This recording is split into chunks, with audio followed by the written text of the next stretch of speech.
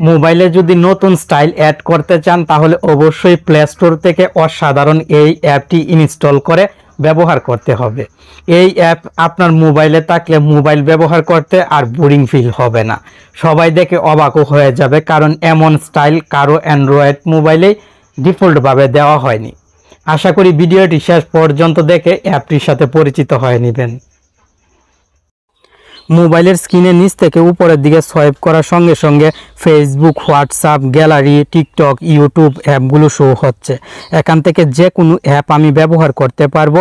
সেই সঙ্গে mobile data, Bluetooth, wifi, location সহ নোটিফিকেশানের যে অপশনগুলো থাকে সব অপশনও কিন্তু এখান থেকে কন্ট্রোল করতে পারবো। ব্রাইটনেস বাড়িয়ে কমিয়েও নিতে পারবো। আপনি মোবাইল সহজভাবে এবং নতুন স্টাইলে ব্যবহার করতে হলে এই অসাধারণ অ্যাপটি অবশ্যই ইনস্টল করতে হবে। অ্যাপটি ইনস্টল করার জন্য গুগল প্লে স্টোরে চলে আসবেন।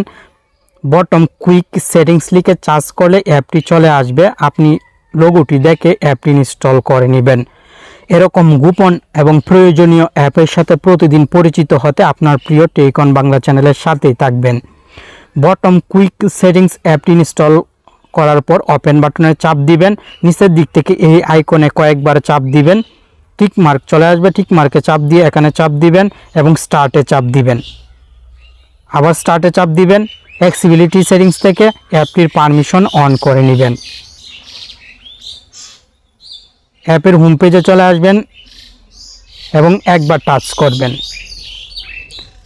নিচের দিক থেকে উপরের দিকে সোয়াইপ করলে এখন দেখবেন এখানে নোটিফিকেশন প্যানেলের সব অপশন শো হচ্ছে। আপনি কিন্তু কাস্টমাইজ করতে পারবেন। খুব সহজে আপনি এখানে আপনার প্রিয় অ্যাপগুলো অ্যাড করতে পারবেন। কিভাবে অ্যাড করবেন দেখিয়ে দিচ্ছি। এই জন্য প্রথমে অ্যাপটি ওপেন করবেন। অ্যাপের হোম পেজে অনেক অপশন থাকবে। আপনি এখান থেকে টাইলসে চাপ দিবেন।